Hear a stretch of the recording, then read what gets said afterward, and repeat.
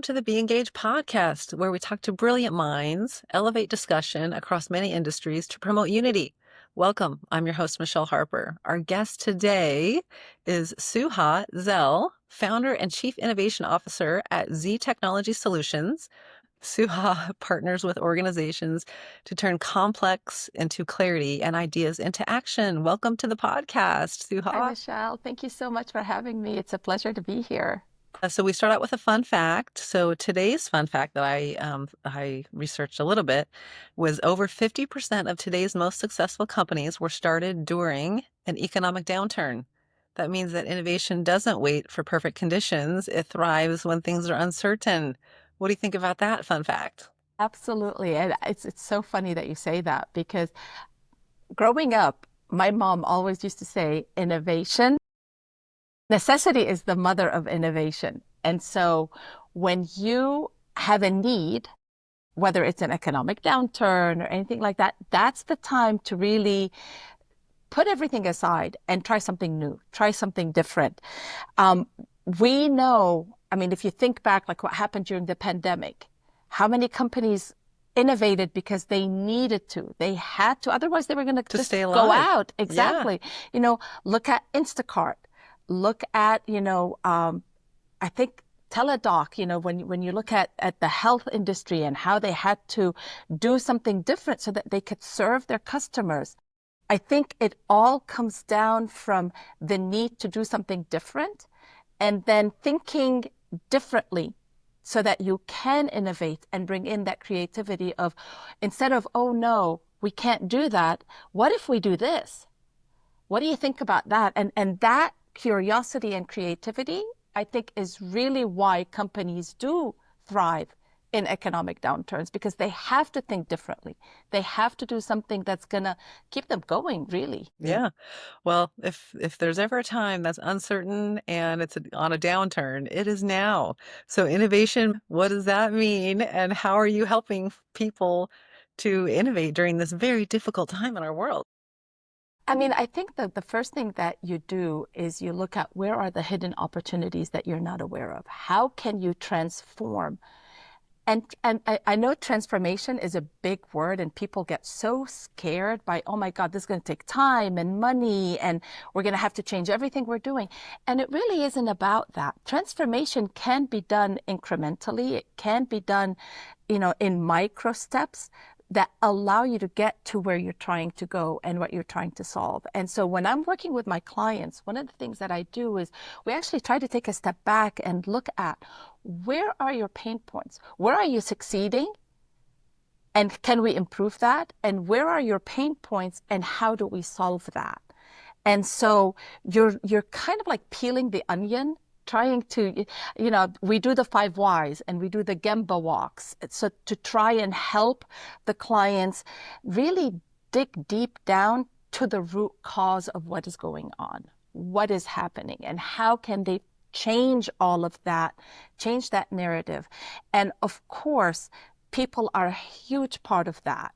And so you want to make sure that you're collaborating, you're doing the cross-functional areas, bringing everybody on board so that they can be part of the solution, as opposed to you going away, doing what you need to do, and then, hey, here you go. It's a fait accompli, and now you got to go do it. Yeah. And And does it people work do or not for not like them? that. I don't People do know. not like that at all. They want to be part of the conversation. They want to be involved. They want to be included and heard. And so, I always say it that people plus technology equals success. One without the other, you're not going to have the success and the scale that you're trying to achieve, really. Wow, I really like that quote. That's a great quote. Okay, so into the main discussion. So we were introduced by a mutual friend, and I don't know a lot of your background. So tell me, how did you even get into this business and where you are today? Walk me through that background. Oh my God. So I, like many people, stumbled into mortgage. And I've shared this story before, and I'm happy to share it again. So I lived overseas in the United Arab Emirates for about 10 years. And then 9/11 happened, and I knew it was time to come home.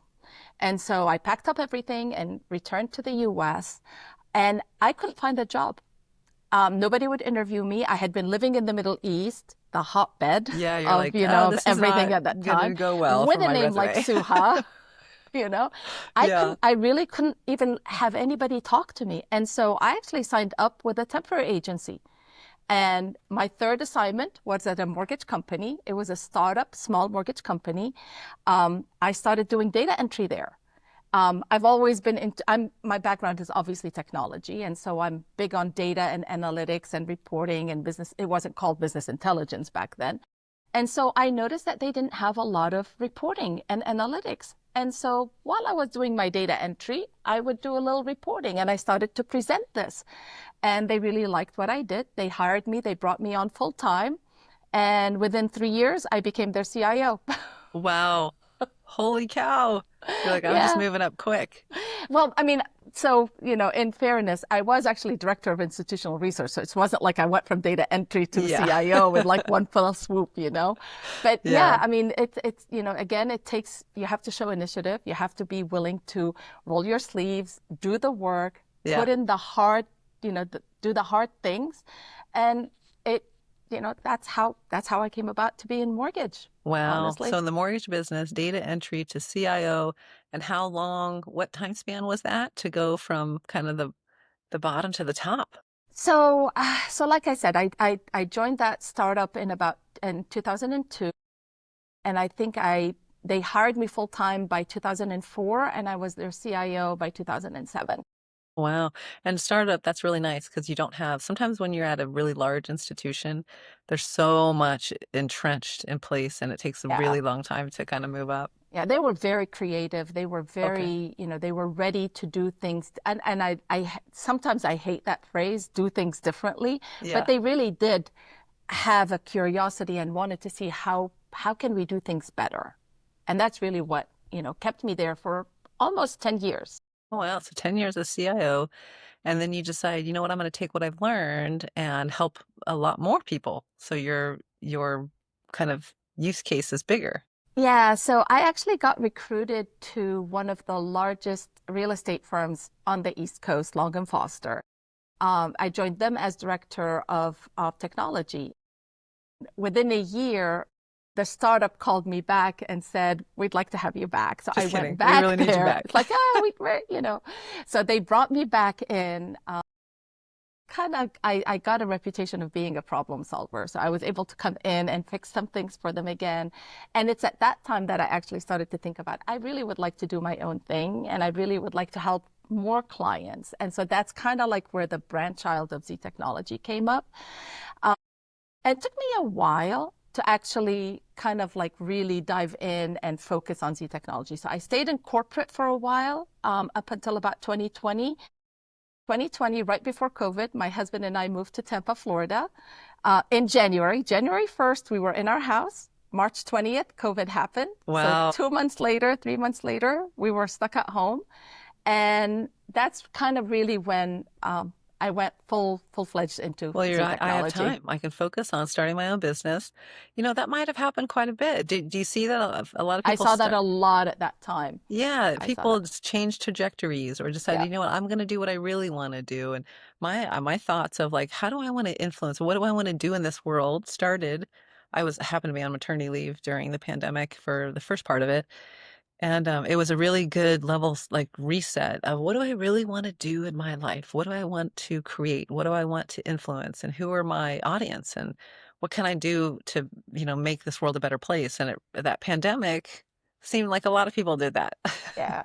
It was kind of like a wake-up call to a lot of people, thinking there's more. And we deserve more. We want more. And how do we achieve that more? And so kind of like hand in hand at that time, I actually created my kind of like a framework that I call the fear advantage, fear with a PH, not with an F. Okay. Um, and it's kind of like how to help us thrive. What are the things that we need to do in our lives, whether it's professional or personal, to help us thrive? I know we're diving away from technology, but those two things, technology and being our best, are so entrenched and important to me. It was so important that I actually trademarked the phrase Fear Advantage, and I'm actually writing a book about it as well. Good. And fear, by the way, stands for purpose, heart, energy, action, and reflection. Okay, great. So the pandemic occurs. A lot of people say, "Hey, how are we going to do these things differently? What am I going to do?" That was 2020. So we're in 2025. Where do you see now that you have your own business and you help a lot of independent companies? You have a bigger, broader view. Where is it? Has everybody tried what they wanted to try after the pandemic and now they're either going back to corporate or they were successful, or just where do you think that a lot of the companies are that started coming out of the pandemic? I think if you look at mortgage, I mean, we went through the boom of the pandemic when rates were really low. There was tons of production. Companies hired left, right, and center just to keep up with production. And then product rates started to go up. People started to be, let go. They call it restructuring. And so I think, our industry is cyclical. So you'll have these cyclical cycles. I know so many, particularly women, who during this time period actually did go out. Fractional roles became very, very big. They still are, I think, because a lot of organizations, one, didn't want to bring in somebody full time. They didn't want an FTE, but they still wanted that knowledge and that skill set. And so bringing in somebody in a fractional perspective, as a, whether it's a consultant, an advisor, or whatever, which is basically what I do, it's much more economical, gives them a much faster turnaround to be able to do what they're trying to do, to solve the problems that they're trying to solve. So I don't think that's going to go away. I do see some people have gone back to corporate, but I think it has balanced out. I think you'll still see some people in the fractional space and some people going back to corporate. I've seen that too, where at least doing this podcast, I've been introduced to a lot of the Gen Z generation and above on how gig work. Uh-huh. They really do like the transactional work, or not transactional, but the fractional work, so that they're not necessarily in one company doing the same thing every day. And maybe you have enough work for them and maybe you don't. They like to kind of splice their time into interesting things. So that, Yep. do you think that that's a trend going forward, especially with AI, that's going to be helping us make things a lot more? I think it will. I think we'll see a lot more people trying to do different things because, as you said, with AI, we're learning so much faster how to do different things now. And so, there are some people with the thought process of you should stay in your lane, your swim lane. This is what you do. And there are people who like to have that holistic, I want to be able to do a bunch of stuff because it interests me. It keeps me curious.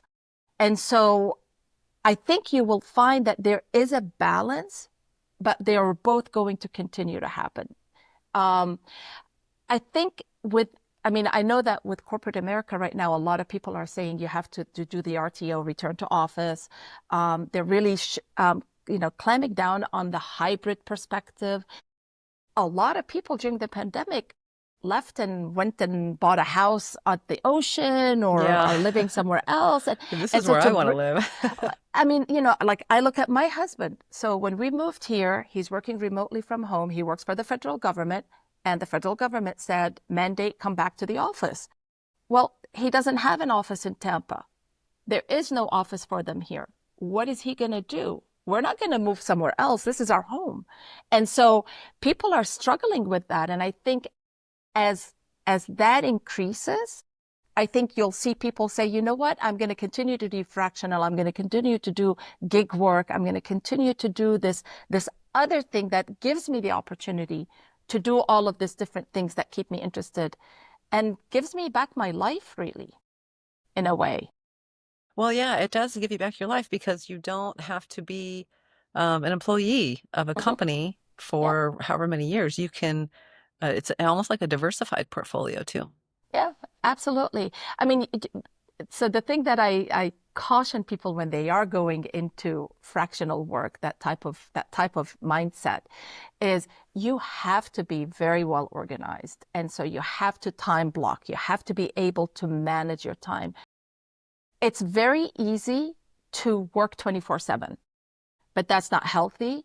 That's not good for you. That's not good for your well-being. And so, if you're going into that fractional lane, You have to make sure that you're setting boundaries, that you actually have, again, what I call time blocking, because it's really critical to know when the work ends and when you do what you need to do. And so when you have multiple clients, you can be sucked in, if you will, and you find yourself working like a lot more than if you work in corporate, actually.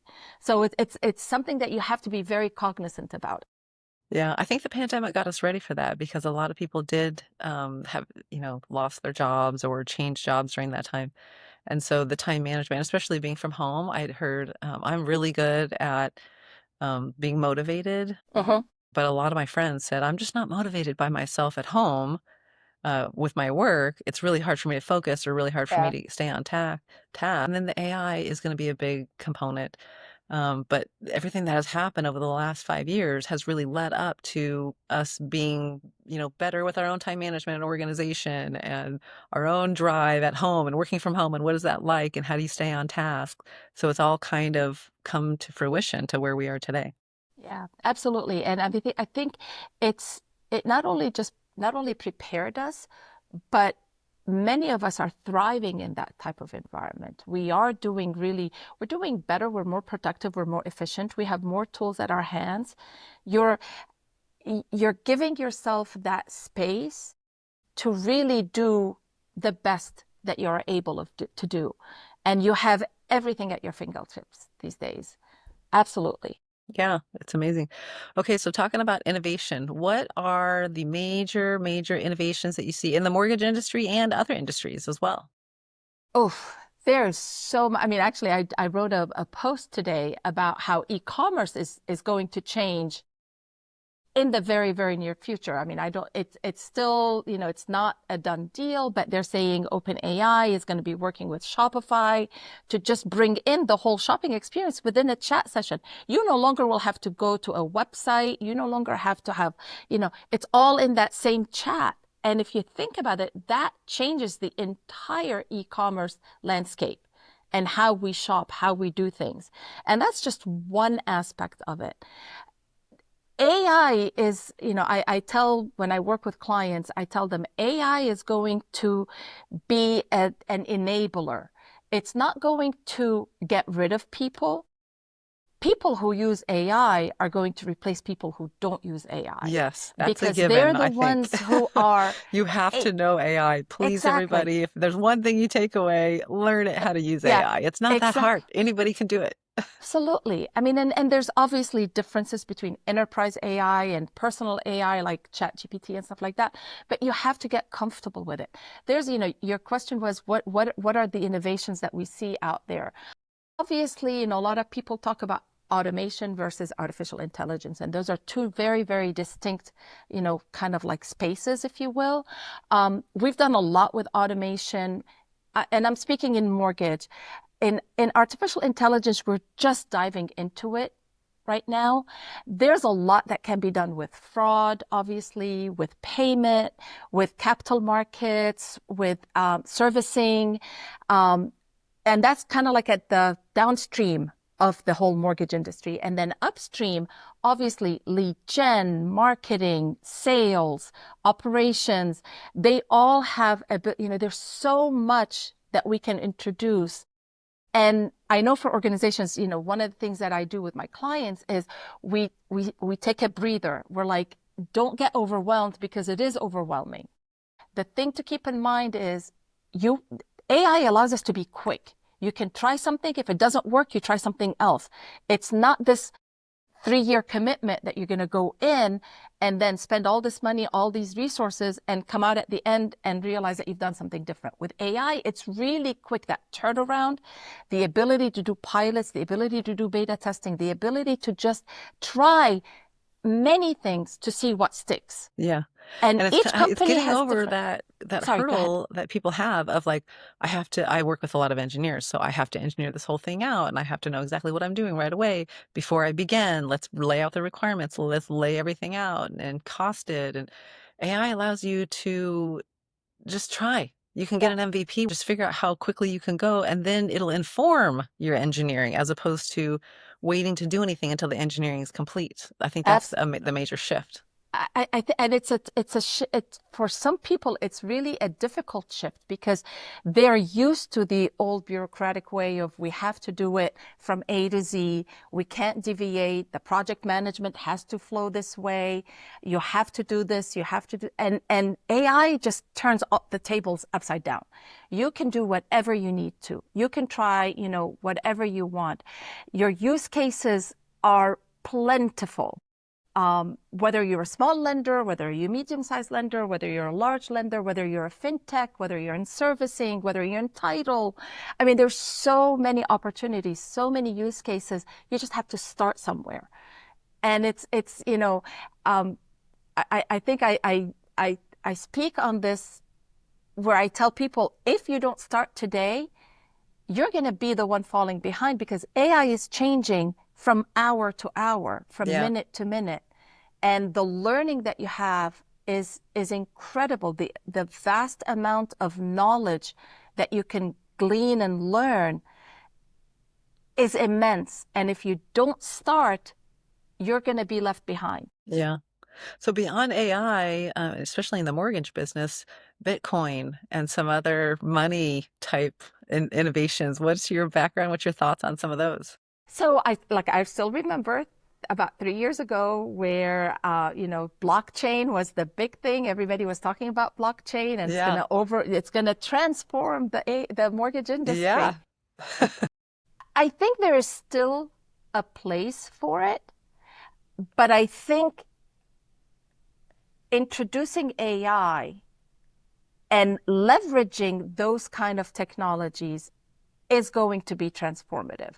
But I think, on its own, if you look at blockchain on its own and how we're going to make sure that it's democratized and that it's available to everybody and it's through the whole entire process, it would have taken us so much longer to do that, but with AI, we'll be able to do it much faster.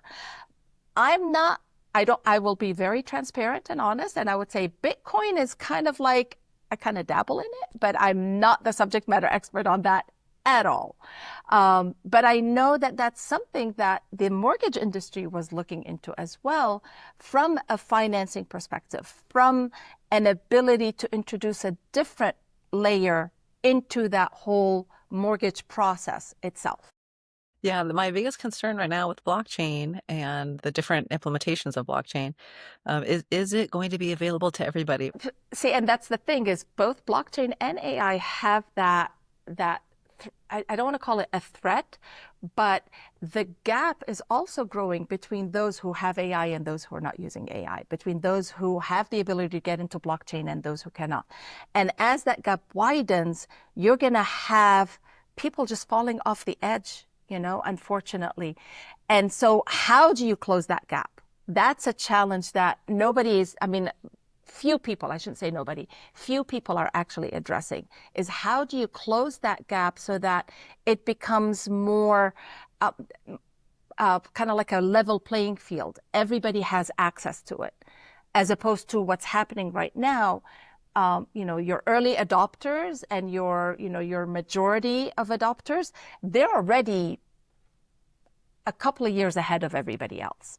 And because the technology is so exponentially changing, so exponentially fast, the ones who have already started, they are going to continue to get ahead of the curve. And those who haven't even begun, they're falling more and more behind. And that's kind of like that gap that I'm talking about here. Yeah, I'm worried about blockchain because I'm kind of waiting. This current administration is leaning heavily into it, and I don't know. But previously it was saying, no, we can't have that be part of our financial structure baseline. Yeah. So I've got enough going on in my life, to Yeah. be quite honest. And when do I invest my time and learn more about it and get involved in blockchain specifically? Because I just feel like there's going to be 2, 3, 4 iterations before it's actually figured out how to use it and be available to everybody. Is that accurate? Or am I off here? No, I don't think you're off. I think there are several iterations. I mean, if you think about where we were with AI 2 years ago, November 2022, when OpenAI came out with ChatGPT. And look how fast that changed. If you look at blockchain had a lot of stops and starts, if you will, where it was doing well, then it had a back. It did well. It kind of like took a step back. And I think that waiting game that you're talking about is reasonable because we don't know. Everybody now is focusing on the AI side. And so the blockchain is kind of in the back, kind of like on the back burner. So I think the kind of like the combination of when we are able to leverage AI into that process, I think that's when we may find it's going to get some traction. Oh, when AI can be implemented or interjected into blockchain management Yeah, and I think that's when implementation we'll or see some deployment. traction, and that's when it may go off. So, I mean, so that's why I said, the playing the waiting game may not be a bad idea, but you also don't want to be one of the laggards. So Yeah. that if this does actually take off, you want to be able to say, I understand this. I know how to implement this. I know what this is going to do. And I mean, obviously, blockchain financial services is one of the biggest industries that's going to impact, but it can impact a lot. I mean, I can see it in healthcare, from document perspective. I can see it in so many other industries where it will have an impact as well. So other than AI and blockchain, any other major advancements, innovations that you think is on its way or something that we should be looking out for? I mean, I mentioned the whole e-commerce area that I think is really going to blow up. I think, from what I've been reading, it looks like that's something that is kind of like what the internet did to us a few years back. But we'll see. Time will tell on that. I think fraud is a huge area that we're going to be focusing on. Data privacy, fraud. Yeah. That Identity, side of it, I think, is ensuring that going people's to, identity. yeah. I mean, you've got the, biometric identities, like you said. Um, I think there's still people on the kind of like on the edge of user permission data and how we bring that into the equation. A lot has been done on that front, but that's also there's a lot to still be done in that area and in that space that I think we'll see happening. Again, AI is just exponentially changing how we do everything. And so these areas that have, for lack of a better word, been slow to implement and be entrenched are going to actually kind of like have a kind of like a flywheel Resurgence. effect where they're just, it's not a resurgence, it's just they're there, but they haven't really been entrenched in the process, and they will become entrenched in that process. Okay, so as you're advising and as you're consulting on innovation with companies, how do you get your jobs? Is it just word of mouth? Or do you have a secret to getting your Oh God. jobs? I mean, a lot of it is word of mouth. A lot of it is, letting people know. I do speak at conferences. I do, I have a lot of contacts in the industry, and it's really building connections, building relationships. I mean, I'll tell you that it probably took close to a year and a half to 2 years for me to actually get to where I am today. Oh, good. So it wasn't like it was an overnight, all of a sudden Suha is this Yeah. person. It takes time. You have to build the relationships, and you have to show that you know what you're talking about. Obviously, I mean, you're not necessarily the subject matter expert. And I always tell people I don't want to be the smartest person in the room, because if I am, then I need to find another room, because I'm not learning if I'm Yeah. there, you know? And so, but you have to build your credibility. You have to build your reputation, and people need to know who you are. So, you know, writing, I just write about AI on LinkedIn. I share my thoughts. Sometimes it resonates with people, sometimes it doesn't. You just have to keep at it. Word of mouth, people know who I am. People hear me speak at conferences, and it just kind of like snowballs from there. That's good. As I've learned in my, being in the space industry for 25 years, networking and understanding, obviously you have to have the background, but the networking portion is crucial. It's And now with huge. the internet and with social media, I felt like I need to go global. Like I need to have networking and relationships beyond just my company or my companies that I've worked for. I feel like the networking globally is going to be important going forward. And then Yeah. collaborating with people like you, collaborating with people like Raquel, and I've had astronauts on, and I've had, retired generals on, and, improving or increasing your network and your relationships, I think is a foundation that we have to teach our kids too, going forward. I think that's kind of a standard thing now. I think so. I think if you're not connecting with people and you're not, and there's a difference between connecting with an intention and connecting uh, just to build the relationship and see where it goes. If your connection is to try and make that sale right from the get-go, people see through that. And so they know that that connection is not real, that you have an intention of something that is not to build the relationship. And so how you focus your attention and teaching our kids, I have two boys who are 28 and 26. And so how do you teach them the values of creating that relationship, nurturing that relationship, what it takes to build the relationship and keep it, so that they become, I call it like my board of directors almost. You have this circle of people and you're entrenched together and you help each other. That comes with time. That's not overnight. Yeah. And so you And have to trust. build that. And Hmm. trust is a huge, huge part of it. Absolutely. Yeah. I feel like, yeah, I just feel like these are the people that are in the world right now. These are my people. This is Yeah. my time on this earth. Yeah. And the more I can network with everybody across the globe at this particular moment in time, I think is going to be beneficial in some way. And it's just heartwarming. It I is. enjoy connecting with people, honestly. It is. It is. And and I think all of us are storytellers in our own way. And so, I used to think, who wants to hear my story? Why should, when I first started on LinkedIn, I was like, nobody wants to hear what I have to say. Who am I? My story is my story. Who cares?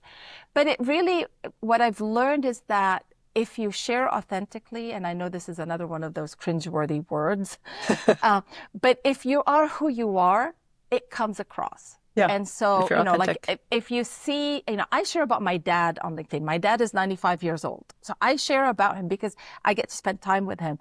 And those posts, believe it or not, have the most engagement than any of my posts is when Yeah. I share about my dad. Uh, Um, it, again, when you're being really who you are, it comes across. And so when I write about other stuff, it brings in the audience. And I can't tell you how many times just from posts, we went into a direct message to a private conversation to actually becoming friend. Raquel is a great example of that yeah. for me because Yeah. that's how we met. We met on LinkedIn and that relationship grew into where I now have one of her paintings in my house. Oh, cute. I'm gonna go see her this weekend too, by the Oh, way. that's awesome. Awesome. Yeah, I do love all those connections. Yeah. And Yeah. and like you said, globally, our world is so small now that if you're limiting yourself to your industry or where you are, you're missing because there's a whole entire world out there. Yeah. Let's come together. Oh my gosh. Thank you so much for being on this podcast. We usually end it with a quote of the podcast. So I was thinking, my quote of the podcast, is probably around you started on LinkedIn. I just saw that you have 10,000 followers now, which is fantastic. And I have a few folks in my industry that are just kind of getting started in the LinkedIn, Yeah. world. And I think the quote that I had was just you just start and you just share and you're authentic and keep going. And it takes a couple years to get where you are. But just keep going. So those that are just starting into LinkedIn, I know there's a few that I work with, just start. Just keep Just get going. past that first post on who are you? Just be who you are. You don't have to be anybody else. That's going to No. be the most important thing. That's my quote of the podcast. What about you? Um, I would say always tell your story. We all have a story in us. And so, you know, don't hide. Don't think that people are not interested. Share your story. You'll be surprised. Good. Oh my gosh. Suha, thank you so much for joining the Be Engaged Thank you. podcast. I hope that our paths cross again soon, I hope so and too. we'll definitely be in touch. Absolutely. Thank Okay, thank you you. so much.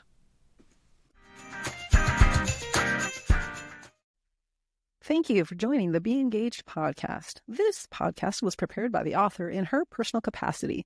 The views and opinions expressed in this podcast are those of the author and do not reflect the official policy, opinion, or position of her employer. Thank you again for joining. All rights reserved to Be Engaged.